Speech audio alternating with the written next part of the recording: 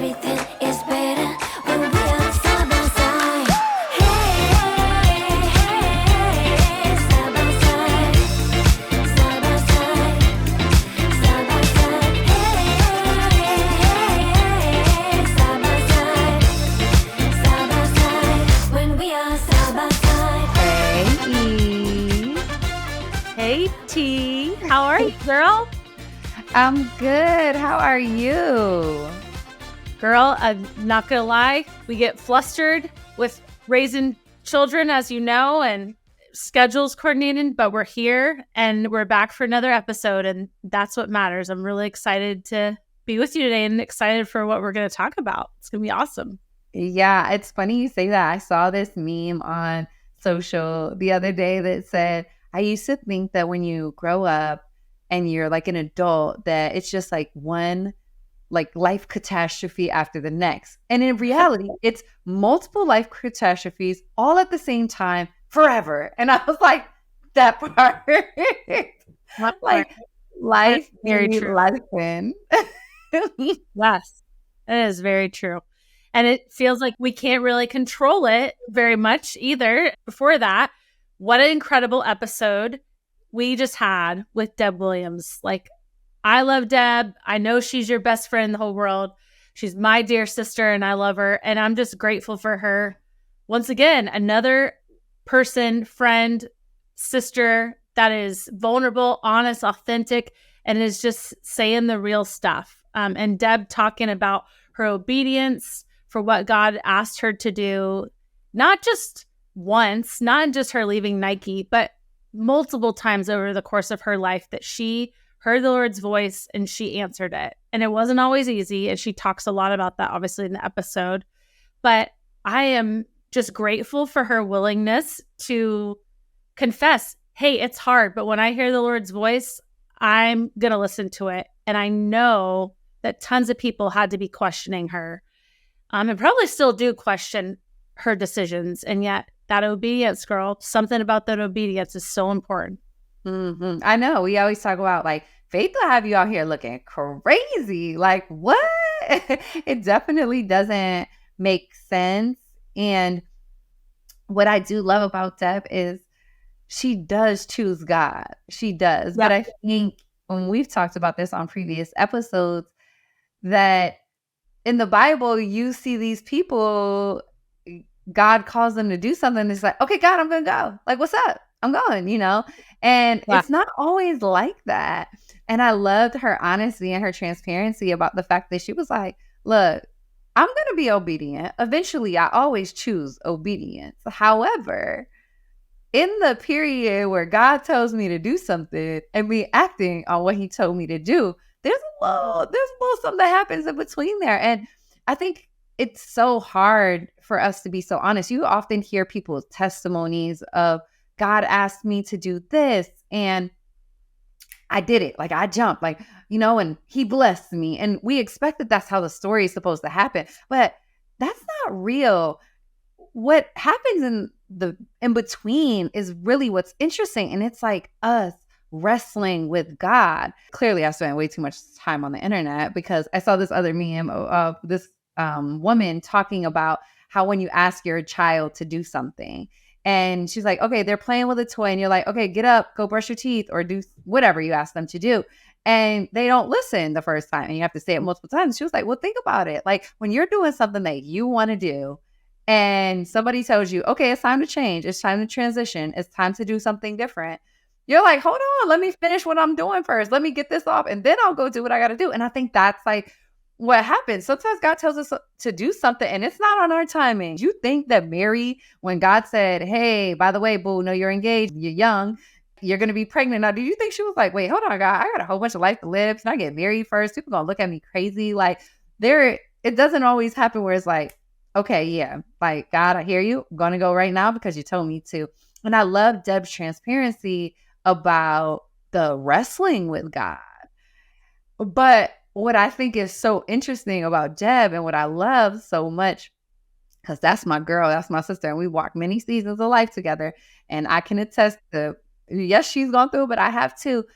The wrestling really is about me wanting to be in control, especially to your point, when it doesn't make sense. When it doesn't make sense, I'm like, God, hold on. Let's play this scenario out. You're asking me to do what? So how am I going to do that? When am I going to do that? What resources are you going to provide? Where do I start? We don't have those answers. And when I feel like God's calling me to something and I feel like I'm going to look crazy, I can definitely see myself trying to get in the driver's seat. Like, God, I think I know what I'm doing better than you. So let me get in this driver's seat. I like to be in control. I'm going to take matters into my own hands. And I love like how she talked about that, because I think that's so real. We don't got to be super Christian and act like it's always like, yeah, we just left all of our possessions, left our boat, left our family, and said, "What's up, Jesus?" Like there's that wrestling, and that's honest. That's true. T, I love that you're bringing up control, because as you know, I've been reading this book lately. It's called The Cost of Control. It's by Sharon Hodey Miller. This is what it looks like, y'all. It's not promoted. Maybe you want to pick it up. And I will say, just the whole concept of control has been blowing my mind. I talked about on our last episode how when Adam and Eve were in the garden, they eat the fruit. All of humanity has spent eternity since then trying to get back to when all things were right. And we've been seeking control to make all things right again ever since. And this book is talking all about just the idea of control being an illusion. Here's where she goes further into the idea of control. She says, when we cannot bear our lack of control any longer, we find ways to feel in control.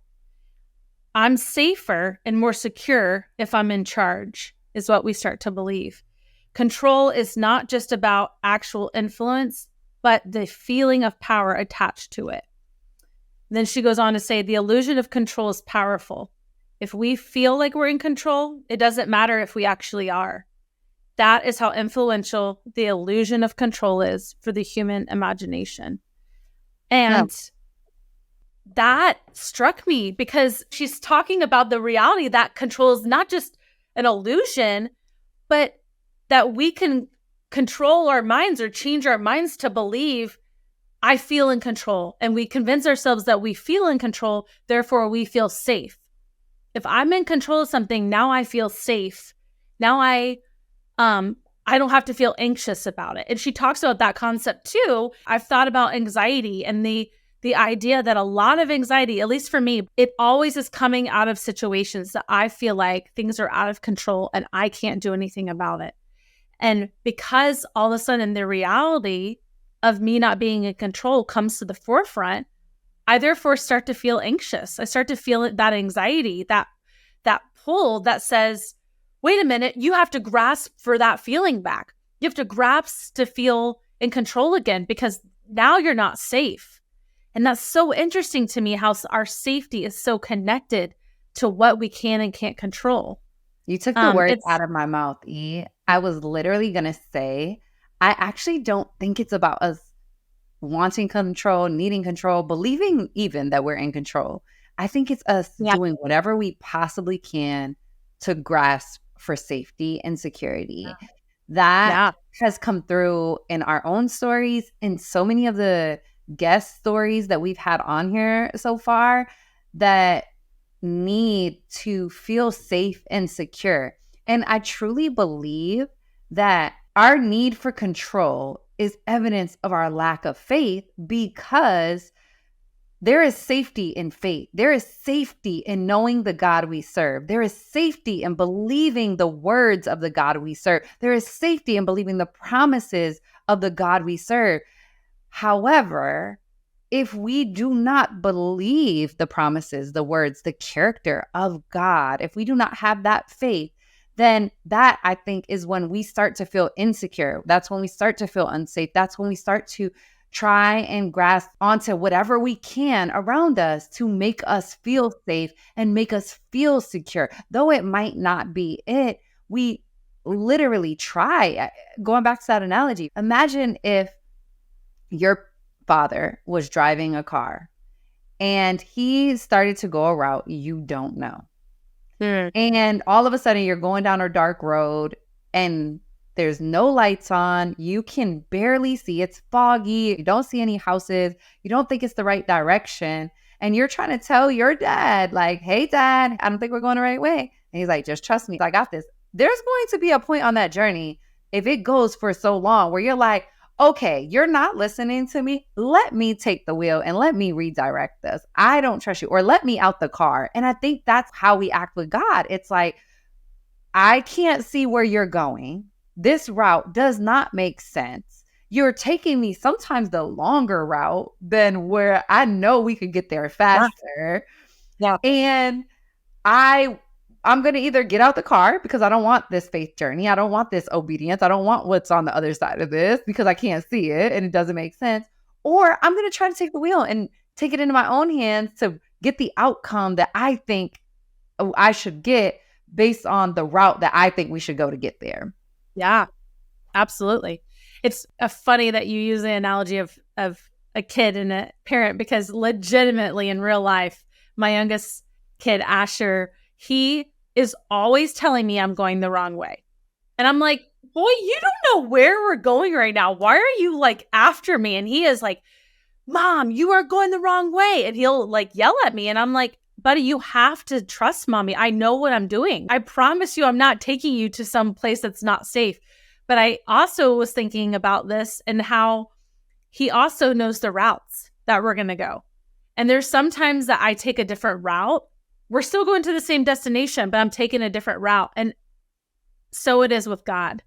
I think so many times, some of our lack of control and the anxiety that we feel is not that I don't believe God has good intention for me, but I don't like the route he's taken to get me there. And so I want to grasp onto control. I want to grab onto the steering wheel. I want to say, no, God, I don't need to go that route to get to this destination. So I'm going to try to take control into my own hands and do things my own way. And what does that lead to? It never turns out good. Every time I try to take matters into my own hands, I end up making things so much more confusing than they were. I think that's so funny because if we stay on this analogy, you want to go the route you want to go on, or you want to stay in that lane. And it's like, you go down your route. And oh, by the way, there's a roadblock. There's a detour. The exit's closed. And now you got to go all the way back the other way to the route that we were originally on, because it actually was the faster route, or it actually was the better route. However, we didn't know that was happening over there. We thought that was the better way. And little did we know, whole accident, whole car crash, close down the highway, can't get there. God knows. Absolutely. He always knows the best route to take us. He always knows what we need for the journey and where we're going and how we need to get there best. We don't have to take the wheel. We don't. Yeah, absolutely. Well, when I read the Bible, I think that Jesus is pretty hilarious because I'm thinking of the disciples following Jesus all along the road. Jesus comes to them, calls them, says, hey, come follow me. I'll show you how to really live. I'll show you how to change the world. And they give up everything, as we know the story goes, and they start to follow Jesus. But think about all the routes that Jesus took. He would go through Samaria, and they were pissed at him. They're like, Jesus, we're Jews. We don't interact with Samaritans. He would interact with people that they're looking at him like he's crazy and being like, Jesus, everyone is asking for you. Why the heck are you going out and sleeping right now? Everyone's asking for you. Why are you going up on that mountain and spending time praying? Like, come on, Jesus, we got to go. Don't you remember what you said? We got to go change the world. And yet he did change the world. And I think him showing that he was in control, him taking them on that route, him not even getting angry with them in their ignorance, honestly, at times, but just saying, I know. I mean, this is how I imagine him acting with them. I know you think you know what's best, but we're still going to do this. You'll see the bigger picture in the end. That's the truth. It's about the bigger picture. And it doesn't mean that comes easy. Trust me, y'all. Control is probably one of the things I struggle with the very most. It's the thing that brings me the most anxiety. And when I let go of control, that's when a lot of the anxious stuff that's stirring up in my heart starts to dissipate. Yeah, that's good. And there's so many ways we try to control. think of 3 major areas for me where I know it shows up the most. Trying to control circumstances, the route I'm going, the path I'm on. Trying to control the narrative. What are people saying about me? Who do people say I am? And then trying to control other people often. And I think about circumstances as an example. You and I had this conversation earlier where have different things going on in our lives. And we were talking about, well, we really feel like God's called us to this. And I know for me, it's a 90-day season of saying no. And that means opportunity might come knocking at my door and I got to turn it down. And I'm like, hold on, God, like what? That could put finances, resources, opportunities, relationships, networks into my home. Why would you just have me say no? And you and I had this conversation about the 5 loaves and the 2 fish. And God's like, okay, we need to feed all these people. Wait, how? What? What do we have nothing. We need resources. And he's like, yeah, but give me what you got. And then it says he feeds thousands. And then at the end, it says there were like 12 baskets left over full. They left with more than what they came with, but it didn't make sense to them. You were asking me to give up everything I have right now. And there's all these hungry people. How would we ever? We could clutch on to things. We could hold on to things. We could think we are in control. We could hold on to the little resources that we have, or we could release it and let God be in control. But I think oftentimes we try to manipulate situations based on what we think makes sense or what's logical to us. We don't have to play God. We don't know God's plan. And sometimes, oftentimes, all the time, actually, God's plan is always better than ours. He knows what we're doing. We do not have to do his job for him. So that's why I think circumstances, I will say controlling narrative. And I know we could go here because you and I talk about this a lot. We're performers. Yeah. We're human doers versus human beings. You and I talk about this a ton. What it looks like when we are trying to control the narrative or we care so deeply about what somebody thinks about us that we try to control the narrative. How does that show up in your life? Oh, Lord. Oh, Lord. You just hit on something that made me just want to cry. Controlling the narrative.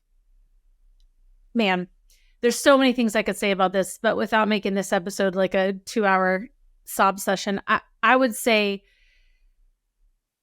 I want to control the narrative because sometimes the lies that I believe, it's almost like when people think things about me that aren't true, it starts to solidify, oh, maybe that lie is truth.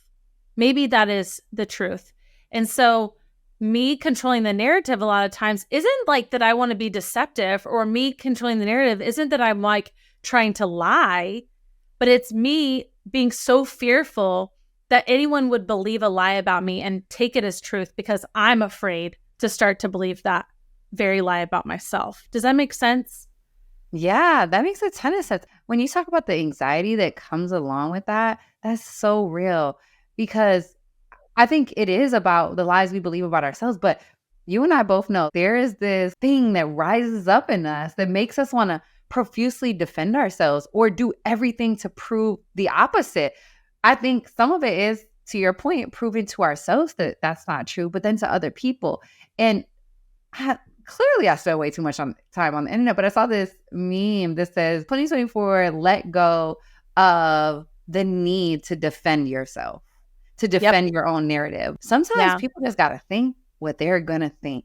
They might not always get to know our intentions. They might not always get to know why we did something. They might not always get all the context. They are going to believe what they're going to believe, and that's their story, and they're sticking to it.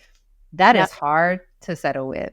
Sometimes we are not going to get to explain ourselves. You know, I'm struggling with that too. The idea that we have to be okay with not always getting to tell our side of the story is really hard, because if we feel like we always have to tell our side of the story, then that's us trying to control the narrative. And I will say this, sitting back and knowing that there's a narrative about me that isn't true, and then watching how God reveals what is true in time, is something that I have also lived time and time again. And I have that when I don't try to go and defend myself all the time, when I don't try to spin my wheels and my time trying to prove to someone I'm not who they think I am, all I am is anxious. But when I rest, when I sit in who I know that I am, it's like God asking me the question, or a friend like you asking me the question, who are you? Who are you really? When I get to just sit in who I really am, to be honest with you, I'm not so concerned with what everyone thinks about me anymore. And guess what? The truth of who I am does come through. Do you know how many times this truly has happened that people have come back to me and said, I'm sorry, I was wrong about you? Yes. Yes. Yes. So me spending time trying to control the narrative about what people think about me is a waste of my time. That's what that tells me. Yep. Yep. I mean, just look at this morning. I called you and I was like, okay, I got to confess, because we got this true phase like relationship. And I was like, I got to confess that there's something that had me anxious this morning. And I played out this scenario and I was like, do you think that they took that the wrong way? And you were like, T, were your intentions pure? And I was like, yep. And you were like, do you believe they love you? And I was like, yep. And you were like, do you love them? And I was like, yep. And you were like, have they said they're mad at you? And I said, nope. And you said, okay, if your heart was right, if your motives are good, if your intentions are good, that will come to the surface. And if they are indeed mad, rather than you sitting here and playing scenarios in your head and wondering what they feel, or trying to go back and explain yourself or earn their love or do a post check. Hey, you okay? How you doing? You good? Just because you want to see if they're mad at you. You're like, don't do that. They're grown. If they're mad, they'll tell you. And if they love you, they will say something because they care about the relationship. And when they say something, then that is when the door is open for you to say what you need to say. Well, and we need to do that in one another's life. That's what I think the body of Christ was always supposed to be, is reminding one another who we are on the days that we forget. And do that for ourselves too. And that's pretty clear. Us reminding ourselves who we are is really, really important, because if we're not speaking that over our own lives, then it's going to be really hard to not try to seek control of the narrative anymore. I think about circumstances as well, and the ways that we end up in these circumstances and we want to do whatever we can, like hustle and however we can to try to control the outcome of that circumstance. I can think of an example in my own life right now where John and I have started CUG gatherings, communion gatherings. You're starting it up in Oregon, and we just need more space in our house because there's lots of people who want to come and to be a part of community, to commune with God, to learn about reconciliation with God, self, and others. And we're so excited about it, but we've just been asking God for a bigger space. And I find myself so often just thinking about the what ifs, like, well, what if this falls through, or what if this fell through, or what if that house doesn't work out, or what if this house doesn't work out? And I'm obsessing about the circumstances all the time instead of just going, God. Oh, and I'm preaching to myself right now. I believe that you've called me to do this. By the way, I don't throw around the word called very often because I do think that gets misused. I think sometimes we say we're called to things in Christianity, and really it's just that we really wanted to do something and we spiritualize it. I'm saying it because that's what's true. That part. There have been times in my life where I have said, I really feel called to blah, blah, blah. I wasn't called to that. I wanted to do that, and I made sure to put God's name on it because then it validates it. So that's a whole nother subject. But I really believe that God has literally called us to create these communion gatherings, to create community for people, to bring about places of belonging and reconciliation. And I believe that so deeply in my heart. And so therefore, if God's called me to that, if God's called us to that, he's going to provide the space to do it.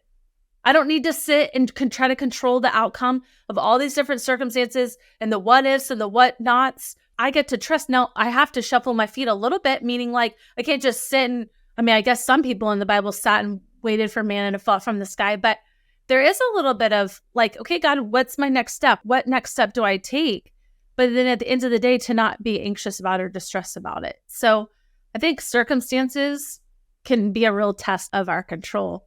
And then post-pandemic, we're all reeling from the reality that we had no control in that situation. I mean, when you think about the pandemic, you think about the fact that we went from being all together, living this, what seemed like a free life, to being shut indoors, at least for us in the Northwest, when I was living there, being shut indoors, not allowed to leave our house. And all of a sudden, this illusion of control really got exposed. It wasn't that we were ever in control, but the illusion got thwarted.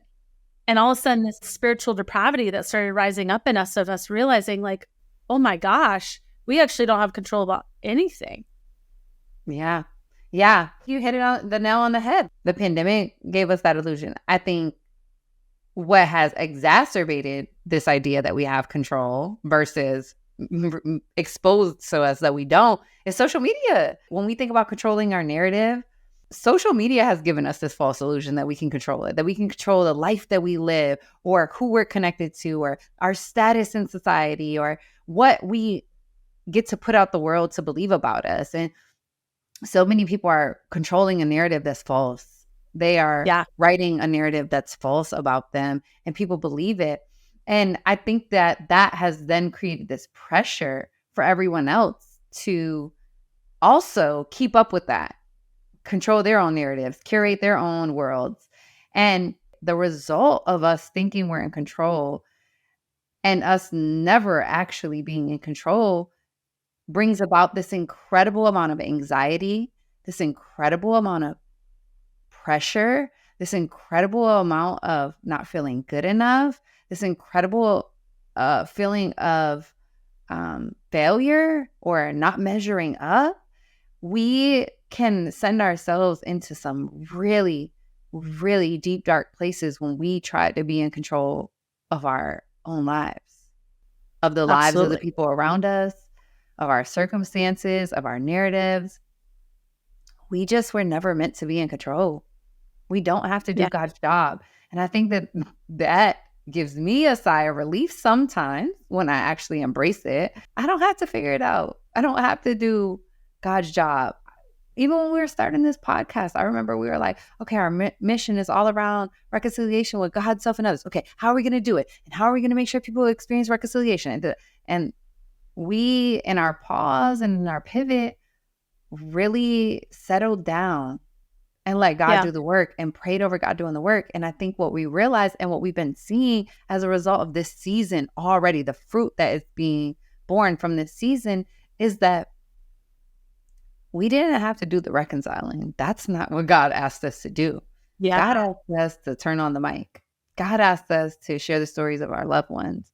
And as a result, God's doing the reconciling.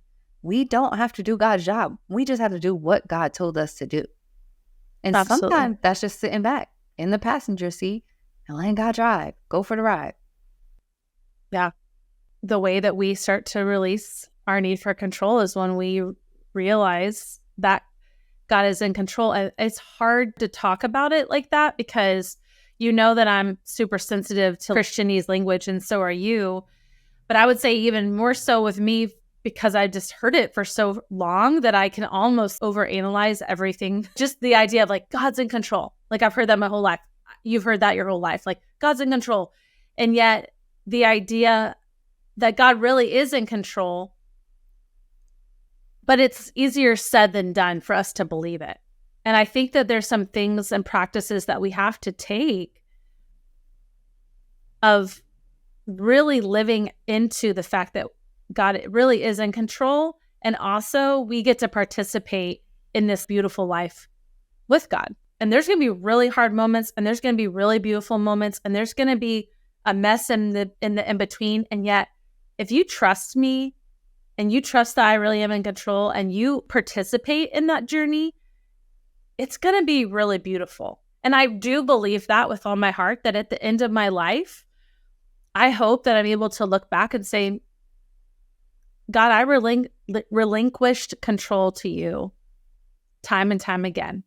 Doesn't mean I didn't grasp for it, but I relinquished it. And I think the idea that we are noticing our body, right? Our body keeps score. If I'm noticing that my body and I'm noticing that I'm really anxious and I'm really tense, I need to sit back and ask myself the question, like, what am I trying to control right now in my life?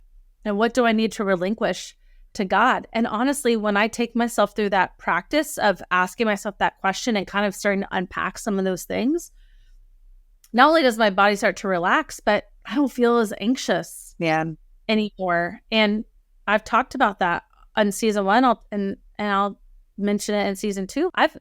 I never suffered from anxiety my entire life. I didn't have a baseline of that. At least to my knowledge, I didn't until I did. Until I started having panic attacks all the time. And all of a sudden I realized, oh, wait, some of this has come up multiple times in my life. And what was triggering it was just the fact that everything felt out of control. And I had big trust issues that were going on. Sometimes we have to realize that we're out of control in order to realize that God is in control. I mean, those moments where everything seems so out of control and I feel like I've done everything I could to control it, those are the moments that I take a step back and go, man, I've been spinning my wheels, and God, I have to trust you. I literally have no other choice but to trust you. I want to get to a place where I'm not going to out of control mode in order to start trusting God. And I'm journeying through this with you, T. I'm working towards that, but I'm not there yet. You know what kind of control I want? I want the kind of control, like when I get on an airplane, a big old metal machine that's going to fly in the air, and someone else is driving it, and I can sit on that plane and not fall asleep. I go to sleep when I get on airplanes, okay? And I trust that this big old thing is going to get up in the air, travel hundreds, sometimes thousands of miles, and land me safely. I got to trust that pilot. I got to trust that everything is going to work on that machine. I got to trust that even during turbulence, the plane is going to stay in the air.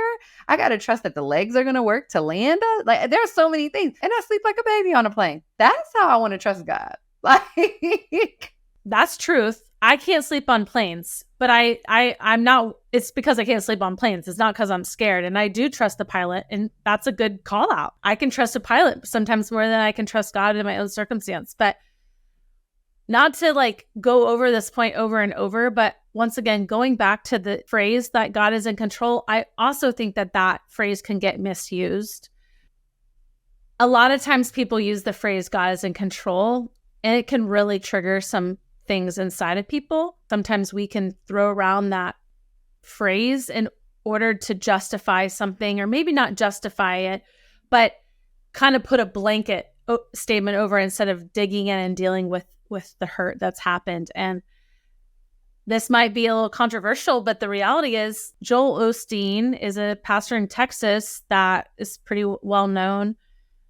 And there was a shooting at his church, and all of these people in social media and in the media are just so angry at him because in his response after the shooting happened, he talks about how God is in control and how hurtful that could have sounded to so many people. Like, if God is in control, then why the heck did all this stuff just happen? And I think that that's a question that a lot of people are asking themselves. Like, well, God, if you're in control, then why does this, and this exist in my life? Well, God, if you're in control, then why did this person tragically pass away? Why did bad things happen to good people? That's the number one thing in apologetics that I hear all the time in Christianity, and people who are skeptics and are standing outside saying, you guys are crazy. And I think that us saying God is in control is not a justification of bad. God being in control is the fact that we have nothing else to put our faith or our hope in when everything else seems out of control. And so for me, at least, saying God is in control is literally a declaration of saying, please, God, be in control, because everything around me feels out of control. It's the brokenness of our world. When we say God is in control, it is not that we are not allowed to question God. Right. I think what we're addressing is the wrestling with God, or when we are trying to do God's job. But it does not mean that our God is a God that we can't ask questions to. And I continue to relate this back to my kids because I look at God as the father, as a parent, right? If God's like, hey, T, we're going to XYZ. if I say, hey, Storm, we are going to Target. She loved Target, right? She might say, why? Yeah. And I can tell her why. We don't have to just be like, okay, let's go, get in the car. There are times when we can sit and have a conversation. Why are we going to Target? What do we need to get at Target? What do we need? Why do we need to go right now? How long is it going to take to get there? How long are we going to be gone? There are things where we can have that relationship. We can have a question. Now, what boils my blood is when I tell Storm to do something, like go to bed, and it's the wrestling, and it's the fighting, and it's the crying, and it's the tantrum, and it's the prolonging it, and all those other things. That's wrestling with God. But I do believe we serve a God that we can question. We can ask him why, how, what are you doing? That's part of being in a relationship, you know? But I also think when we say God is in control and let God be in control, I don't think it's a passive role that we play. It's not just put your hands up in the air and just let life come to you, right? God is in control means he is going to ask us to do things, and we are going to do those things. However, in doing those things, even when it doesn't make sense, we got to trust that he's working out all the other things around us, that he's working out all the other context, all the other circumstances. He's aligning everything else, and that we are just playing a piece in his plan. We are just a small part of the greater vision. We can't see it all. We don't have the full context. We don't see the full picture. We are so zoomed in. It's why we can only do one step at a time. Walking and trusting that God is in control is active. It requires active faith. Faith is an action. It requires us to have active faith, to walk in faith, and just not meant for us to be passive. And so I don't believe that God wants us to just throw our hands in the air, as I said, and be like, God, you in control. You got this. And whatever way the wind blows, I'm going. That's just not what I think of when I think of God is in control. Yeah. Yeah.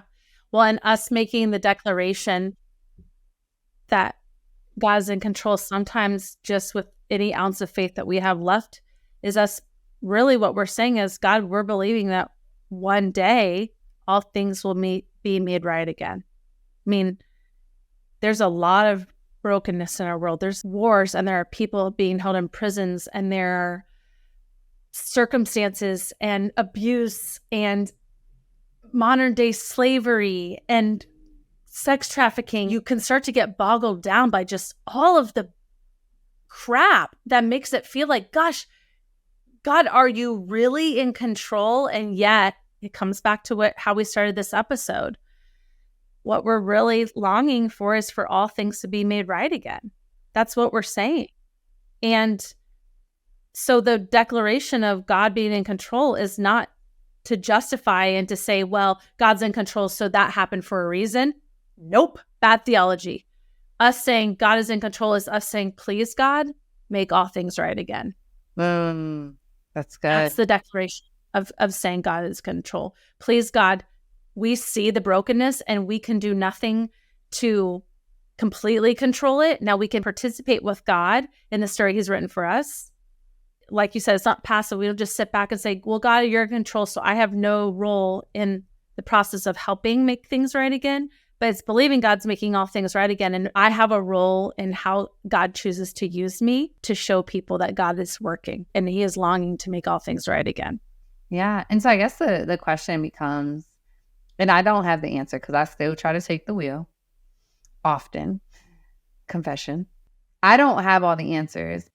One of the things that I am trying to learn to do is to release my need for control. And I think the first thing for me is just becoming aware of what it looks like when I think I'm in control. We all have habits or things we turn to when we think we are in control or when we're vying for us to be in control. And I think the first thing is just knowing what it looks like when we're trying to take control, what it looks like when we are trying to take the wheel, get in the driver's seat. I think when we try to get in the driver's seat, that's when we can find ourselves furthest away from God and not seeking him, maybe not asking the questions or whatever. But I don't really have the answers. And I don't know, how you maybe deal with relinquishing control and truly trusting that God's in control. But I know it's something that I'm still actively working to figure out how to do that.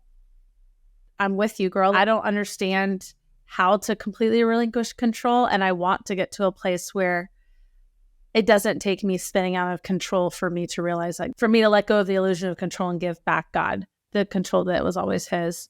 But I will say the releasing of my need to be in control is just the fact that I have to check in with my body, and I can notice when I'm seeking control. And those are the days that I have to actively choose to say, God, where in my life am I seeking control? And choosing to sit and literally pray and ask God to help me release it. And then to actively make decisions all that day, to hold my thoughts captive and to say, like, that thought is stirring up anxiety in me because that thought's making me think I have control over that. And instead of taking that thought and letting it go further into the path of my brain, I hold that thought captive and say, God, would you take this thought and would you help me to move forward, trusting you and believing that you always have my best in mind. I really believe you, and I have to take you at your word.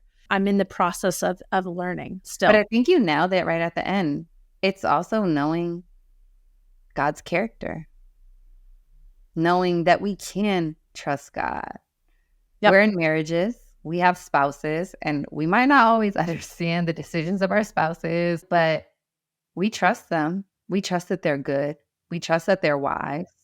We trust that they will make good decisions for our families, for themselves, for our marriages. And so I think some of that is we got to continue to know the character of God so that we can trust that he's good, even when we don't understand what it is he's doing. That's some good stuff, sister. That's some good stuff. Yes. Get out the driver's seat and into the passenger seat. Matter of fact, go in our back seat, y'all. Yes. Yeah, maybe go take a nap in that back seat. Maybe we could all use a nap in the back seat instead. Maybe we don't need to see everywhere we're going all the time, and it would help us relinquish that control. Thanks for talking about control. And I'm not trying to control the end of this episode, but I want to keep it shorter than longer. So thanks, T, for another great conversation. It's always the best part of my day to be with my sister friend. So thanks for this conversation. I thought you were going to say you're not trying to control the end of this conversation, but follow us on social, on Instagram specifically at Come.Union. Subscribe to this podcast, leave us a rating, tag somebody in the comments, subscribe to our newsletter, all the things so that you can continue to be a part of this community. And on that note, let the reconciliation begin. Thanks so much for listening today. Want to stay up to date with our episodes? Then subscribe to our podcast and newsletter on our website, Come.Union.com. Follow us on Instagram at Come.Union. Rather watch our podcast? Then subscribe to our YouTube channel at Come_Union. We are so glad you're a part of this community.